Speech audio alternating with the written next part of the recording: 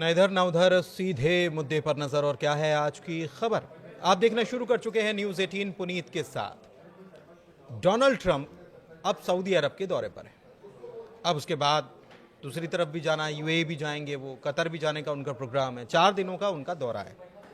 सबसे पहले सऊदी अरब पहुंचे हैं और यहां पर क्या किया है, यहां पर किया है कि एक आतंकवादी, जिसको अमेरिका ने घोषित किया था कि वो आतंकवादी, $1 मिलियन का इनाम था और उससे मिलाया है डोनाल्ड ट्रंप ने हाथ। लेकिन पहले इनाम था, फिर अमेरिका ने ही घोषित किया और अमेरिका ने ही वो इनाम भी हटा दिया और अमेरिका ने अब उससे गलबहियां शुरू कर दी है। हम बात कर रहे हैं अल जुलानी की, अल शरा या अल जुलानी जो कर लीजिए। पहले जुलानी थे एचटीएस, हयात तहरीर अल शाम, और अब वो अल शरा कहलाने लगे हैं। इसी मुलाकात के बारे में समझते हैं कि ये क्या है अमेरिका का तरीका, अमेरिका क्या करने जा रहा है, कुछ नया करने जा रहा है दुनिया में। समझते हैं, मेरे सहयोगी अंकुर जी मौजूद हैं, सीधे उनके पास चलते हैं। क्या है ये अंकुर जी, अमेरिका का ये कौन सा मूव है? अमेरिका ने शायद, क्या इसके पहले ऐसा कुछ किया था कभी? देखिए, इतिहास क्या है वो तो हम बात करेंगे, लेकिन सबसे पहले हम बात कर लेते हैं कि जो अबू अहमद अल जोलानी, जिनको अब अल शारा कहा जाता है, इनका पूरा बैकग्राउंड क्या है। इनका जो जन्म था 1982 में रियाद में हुआ, सऊदी अरब में। और इन्होंने 2003 में जब यूएस ने इराक में हमला किया तो उस समय इन्होंने अल कायदा ज्वाइन किया। उसके बाद ये सीरिया आए, सीरिया में इन्होंने अल नुसरा फ्रंट ज्वाइन किया और फिर अल नुसरा से होते हुए, उसका ब्रेक अवे फैक्शन होते हुए, ये हयात तहरीर अल शाम फिर उसमें आए और फिर 2016 में इन्होंने ये नया फ्रंट बनाया था अल शाम। इसके बाद इन्होंने ये पूरी दुनिया में कहा कि देखिए, मैं मॉडरेट मुस्लिम हूँ और अब आप मुझे सपोर्ट कीजिए, जिसमें इन्होंने पुरानी जो अरेबिक ड्रेस थी उसको छोड़ दिया और फिर इन्होंने कोट पैंट सूट पहनना शुरू कर दिया। और फिर अब लास्ट ईयर जो है सीरिया में बशर अल असद जो उनकी रिजीम था उसको इन्होंने उखाड़ फेंका, जिसमें तुर्की ने और सऊदी अरब ने इनकी मदद की और कतर ने। ये 3 जो ऐसे मुल्क थे, तीनों ने मदद की और इस मदद के बाद इन्होंने जो शिया हुकूमत थी, जिनकी शिया बशर अल असद, उनको देश छोड़ने में मजबूर कर दिया। तो ये जुलानी का पूरा हिस्ट्री है। अब इसको जो जुलानी है, इसके बाद इन्होंने जैसे ये सत्ता में आते हैं तो करीब मार्च के महीने में, या यूँ कहे कि पिछले 2-3 महीने में, मार्च तक करीब 1000 ड्रूज अब मैं बताऊंगा वो ड्रूज कौन होते हैं। ड्रूज एक समुदाय है, एक ड्रूज एक धर्म है जो सीरिया और अरब के जो कंट्री हैं उसमें पाया जाता है। मारे गए थे, कुछ क्रिश्चियंस भी मारे गए थे। तो पूरी दुनिया ने उस पर आंखें बंद कर ली। आंखें बंद करने के बाद कहा कि नहीं, अब जो जुलानी है वो वॉशिंग मशीन में साफ हो चुके हैं। अब वो आईएस के आतंकी नहीं है, वो अब सीरिया के नए राष्ट्रपति हैं, तो अब हमें इनको सपोर्ट करना है। तो पहले इनिशियली तो कतर ने सपोर्ट किया, फिर सऊदी अरब ने किया, तुर्की ने किया और अब फाइनली ये अमेरिका के राष्ट्रपति, जो दुनिया का सबसे ताकतवर मुल्क है, उसके सबसे ताकतवर जो राष्ट्रपति हैं डोनाल्ड ट्रंप, उनसे हाथ मिलाते हैं। तो ये जो पूरा सर्कल है वापस घूम के आ गया। ये वही सर्कल है जो अफगानिस्तान में था, जिस पे हम बाद में बात करेंगे। तो कुल मिला के एक आईएस का जो आतंकी रहा, उसने अमेरिका के राष्ट्रपति से हाथ मिलाया है। ये वॉशिंग मशीन में धुलने की क्या प्रक्रिया रही, कैसे वॉशिंग मशीन में धुले? देखिए, इस समय अगर हम बात करें तो वॉशिंग मशीन जो है, इस समय 4 वॉशिंग मशीन है। एक वॉशिंग मशीन कतर के पास है, एक तुर्की के पास है, एक सऊदी अरब के पास है और एक अमेरिका के पास है। अगर आप आईएस अल कायदा से संबंध रखते हैं लेकिन चाहते हैं मैं अपने इसमें धो के आ जाऊं, तो इन चारों कंट्रीज़ के पास ये वॉशिंग मशीन है। आपको सिर्फ कहना ये होगा कि मैं आपके सारे काम करूंगा, आप जो मुझे बोलेंगे। जो मेरा पुराना हिस्ट्री रही है उसे आप छोड़ दीजिए, लेकिन अब मैं आपके साथ काम करने के लिए तैयार हूं। तो ये आपने वॉशिंग मशीन में आपको धो धा के साफ कर दिया। तो सबसे पहली वॉशिंग मशीन सऊदी अरब की थी। सऊदी अरब के पास अब नई वॉशिंग मशीन आई है, बड़ा मुल्क है, पैसा आया है तेल का, ठीक है। सुन्नी मुल्क है, तो अब वो चाहता है कि जो पुराने जहाँ जहाँ उसके इंटरेस्ट हो सकते हैं, तो जैसे अभी इंडिया और पाकिस्तान में भी जो तनाव था, तो उसमें भी सऊदी अरब ने कहा कि देखिए मेरे से मैं हूँ ना, कहाँ जाना है आपको। तो सऊदी अरब उसमें भी था। अब जुलानी की मुलाकात डोनाल्ड ट्रंप से कराई। ट्रंप ने जो है 85 करोड़ रुपए का या 1 मिलियन का कह सकते हैं आप डॉलर टर्म्स में, उसका इनाम को भी एक रात पहले ख़त्म कर दिया। तो ये नई वॉशिंग मशीन आई है मिडिल ईस्ट में, जो अब सऊदी अरब के पास भी है। लेकिन ये कितना हैरान करता है कि अमेरिका ने जिसके ऊपर इनाम रखा कि इसको पकड़ कर कैसे भी इसकी खबर कर दो, हम आपको $1 मिलियन देंगे, और उसी के राष्ट्रपति सीधे जाकर मुलाकात कर लेते हैं, सऊदी अरब में हाथ मिलाते हैं, गले मिलते हैं, और साथ में तुर्की के अर्दवान जो है वो भी जुड़े हुए थे ऑनलाइन।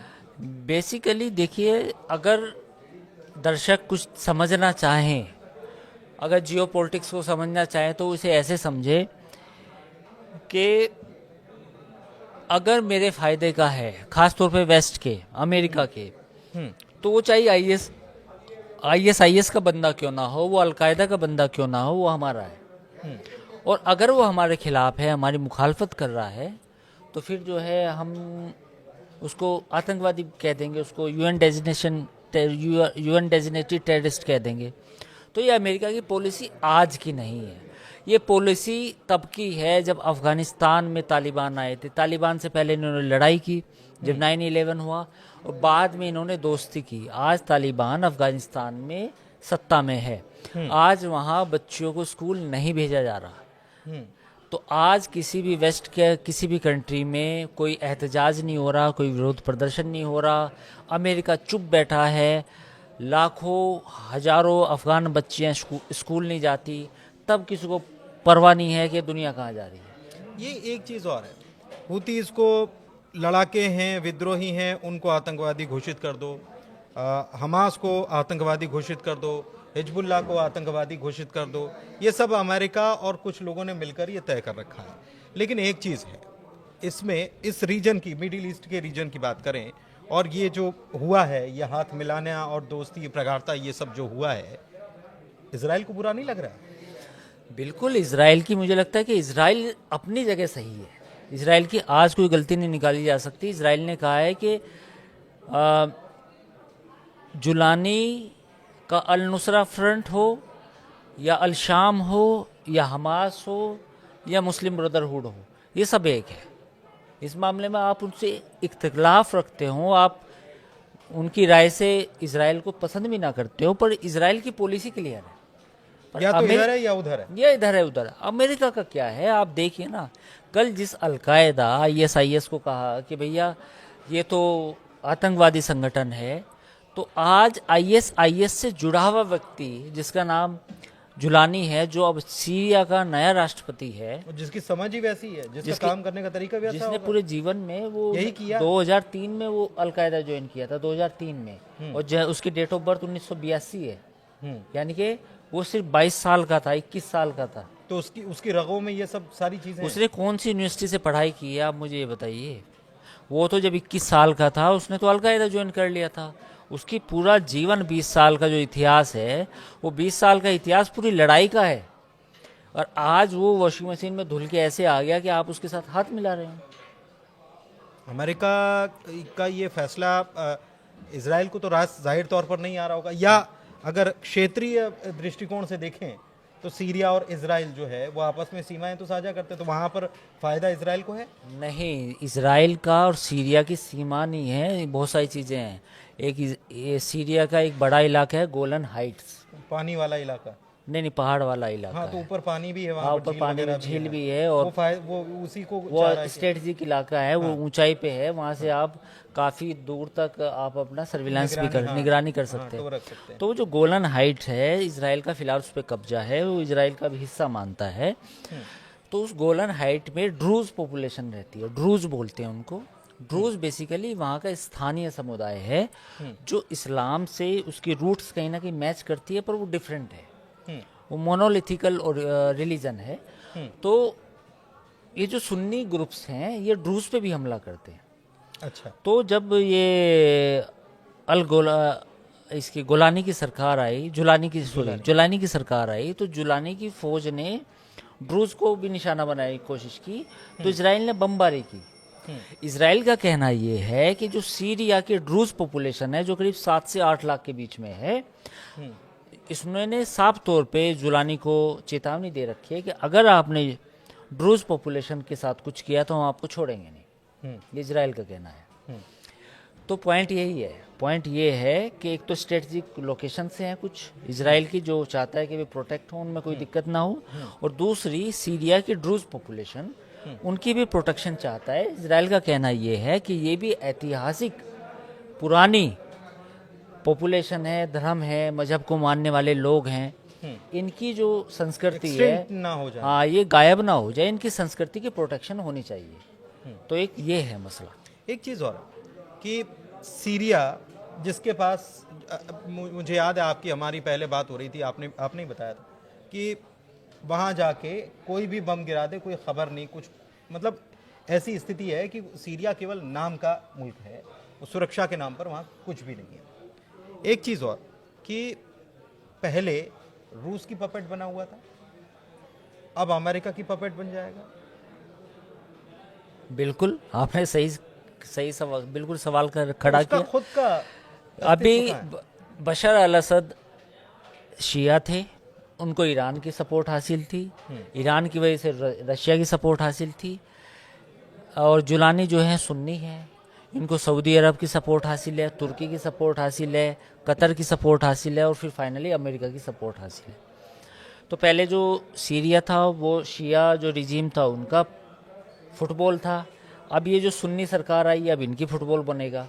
तो अब समझ सकते हैं आप क्या हालत है सीरिया। लेकिन तुर्की और इजराइल के बीच में इस बात को लेकर क्या तनातनी है।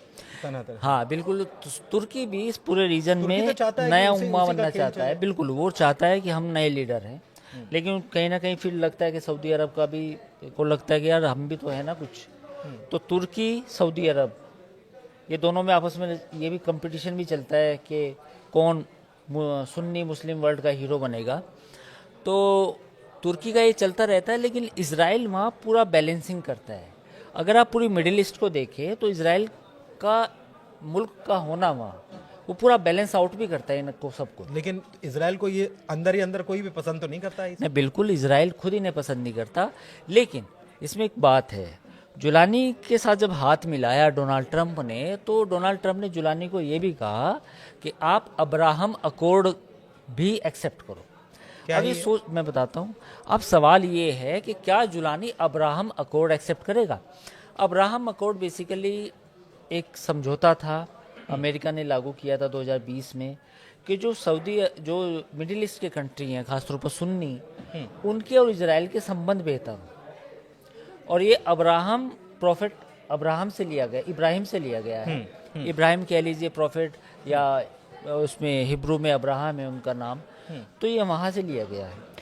तो उसमें ये किया गया है कि इस अकॉर्ड के बाद 2020 में जो ये डोनाल्ड ट्रंप ने करवाया था, उसके बाद सऊदी अरब, बहरीन और एक कंट्री और है, उनके संबंध बेहतर हुए थे। उसके बाद इसराइल से उन्होंने मिस्र के भी एम्बेसी बनाई थी, सूडान ने एम्बेसी बनाई थी। तो अब यूएस ये चाहता है कि सीरिया भी उसी अब्राहम अकॉर्ड का हिस्सा बने और इसराइल के साथ डिप्लोमेटिक रिलेशन कायम करे। अच्छा, असर क्या होगा आने वाले दिनों में, क्योंकि एक पावर और है ये, एक तो आपने ये बताया, तो तुर्की और सऊदी के बीच में ताकत को लेकर खेल चलेगा, और इसमें रोक रहा हूँ, इसमें ईरान का कहाँ रोल है? देखिए, अभी जो गेम चल रहा है मिडिल ईस्ट में, वो गेम सीधा सीधा है। अमेरिका के पाले में कौन कौन है? सऊदी अरब, तुर्की भी कहीं ना कहीं सपोर्ट करता है, आधा है, कभी इधर जाता है, वापिस आ जाता है घूम के, और सीरिया आ ही गया है, इसराइल है ऑलरेडी। तो इनका कॉमन दुश्मन कौन है इस समय? ईरान। अब ईरान के साथ, या तो ईरान के साथ परमाणु मतलब पर डील होगी, ये अमेरिका ने उस चीज को भी बैलेंस करने के लिए किया है क्या? हाँ बिल्कुल, सीरिया से ईरान को वापस कर दिया।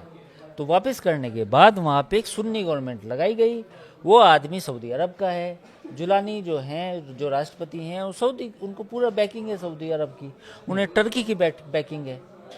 तो अब ये जो गेम बनेगा मिडिल ईस्ट में, शिया वर्सेस सुन्नी बनेगा, यानी कि ईरान, एक तरफ ईरान होगा और दूसरी तरफ ये सऊदी अरब। और एक और बनेगा गेम, सुन्नी वर्सेस सुन्नी, तुर्की और सऊदी अरब। वो बाद का है, वो आप नहीं जल्दी आ गए। नहीं, जल्दी इसलिए आ गया क्योंकि डील भी तो कर रहे हैं नहीं, ना, अभी तो- पैसा आ रहा है तो हथियार भी तो खरीद रहा है नहीं, वो इजराइल, बात का है, सऊदी लेकिन अरब। पहले तो ईरान को देखना है ना, ईरान का मसला उठेगा। अच्छा, बाद में अपना झगड़ा बाद में निपटा लेंगे। अपना झगड़ा बाद में करेंगे, अभी तो ईरान को करना है ना सही। अब ईरान के साथ जो लड़ाई होनी है इनकी, जो हो सकती है अगर समझौता नहीं हुआ, ईरान पर दबाव बनाने की कोशिश कर रहे हैं, तो अगर नहीं समझौता हुआ तो फिर ईरान के साथ लड़ाई होगी। तो ये पूरा ऐसे पावर गेम चल रहा है यहाँ पे। तो आप समझे होंगे कि क्या ये क्यों $1 मिलियन जिसके ऊपर इनाम था, अमेरिकी राष्ट्रपति डोनाल्ड ट्रंप उससे गले मिलते हैं, हाथ मिलाते हैं, पलक पावड़े बिछाकर स्वागत भी होता है यहाँ पर। और कौन मिलवाता है? सऊदी अरब के प्रिंस मोहम्मद बिन सलमान उन्हें मिलवाते हैं। तो ये बहुत सारी चीज़ें मिडिल ईस्ट में चल रही हैं, बहुत सारे अपडेट्स सामने आए हैं, हमने आपके सामने रखे। कैसी लगी चर्चा ज़रूर बताइएगा। हमारे चैनल को लाइक कीजिए, सब्सक्राइब कीजिए। बहुत धन्यवाद।